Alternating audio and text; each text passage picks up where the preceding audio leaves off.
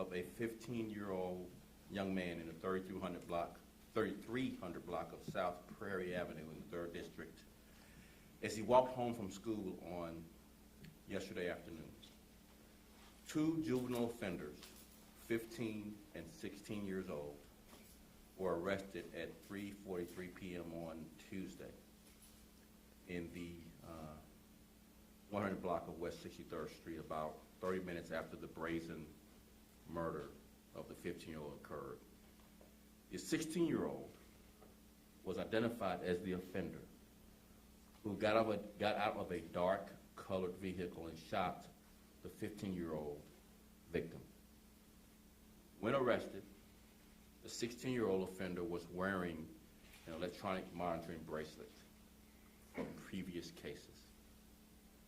The 16-year-old juvenile has been charged as an adult and faces 1 felony count of murder in the 1st degree and 1 felony count of a vehicular hijacking, aggravated circumstances with a firearm.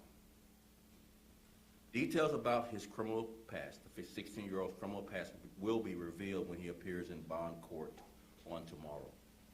So we're not going to be able to reveal his criminal history at this point. The 15-year-old juvenile that was arrested in connection with this case is charged with 1 felony count of possession of a stolen motor vehicle. I'm going to go through a little bit of a timeline, and we'll take questions after my comments. So on yesterday, at approximately 3:16, officers responded to a call of a person shot. Based on the investigation, it was determined the victim was walking down the street, as I mentioned earlier, and the individual gets out of his vehicle, that we know now the 16-year-old, and fires multiple times, killing the victim, the 15-year-old. The vehicle then fled the scene. Officers were able to locate the vehicle shortly after the murder utilizing technology. The 2 offenders were placed into custody. This incident obviously makes clear that our public safety effort, particularly our particular hijacking, but it's only one aspect of the solution. We're losing too many young people, and it's really saddening. There's another family, another neighborhood, another community left to pick up the pieces after living their worst nightmare. No family, no block, no community in the city of Chicago should have to endure the looming threat of guns and gangs. I have to say, from the 15-year-old who was gunned down to the 16-year-old who so callously took his life, this is a tragedy. There are too many incidents just like this. That's why the Chicago Police Department is working every day tirelessly with all of the city departments and agencies to reach and engage young people in our community. Before coming to this press conference to announce these charges, I was at a meeting with the young people on the west side of the Boys and Girls Club Winter Smiles event, where they received toys and gifts and clothing. And I was joined by other law enforcement personnel from Chicago and from the State's Attorney's Office, as well as Kim Fox. We want to see bright futures for all of our children, and we need everyone's help. And I've said it once, and I'll just keep saying it. It takes all of us, law enforcement, other parts of government, and the community. We have to work together. If you see something, say something, or better put, be a nosy neighbor. Chicago's children are all of our children. But we will not be a city of lawlessness.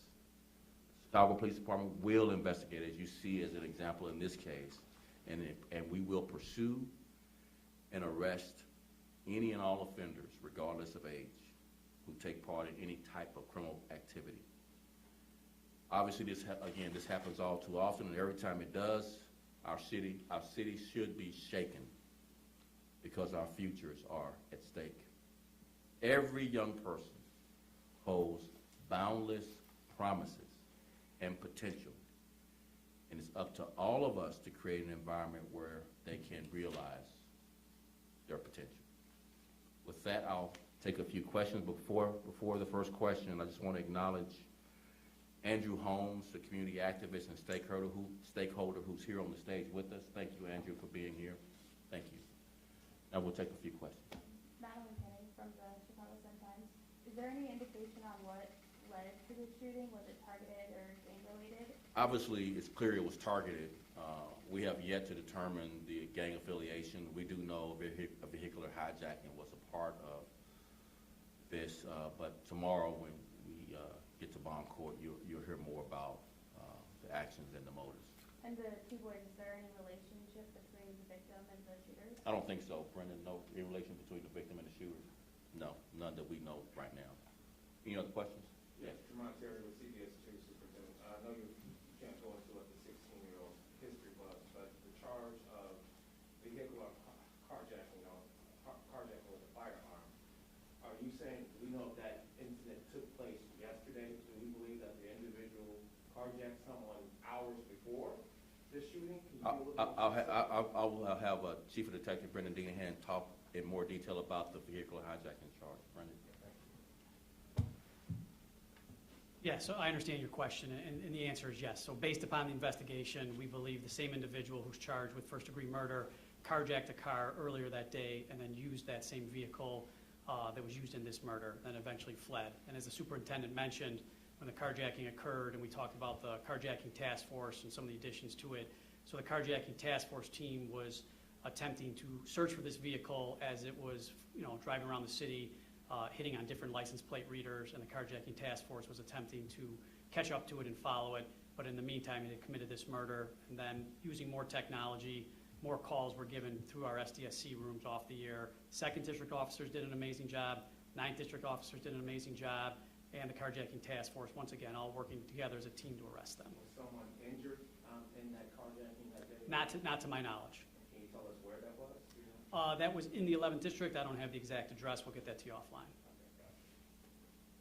How would you know the name of the 16-year-old and the juvenile? We're hearing he's a somewhat well-known rapper in the Chicago area. So we have to be careful because of state law relates to juveniles until he's charged in as an adult in bond court. So wait till tomorrow. We'll be able to, you'll hear more, and then we'll be able to share more after that. Thank you all very much. We really appreciate it.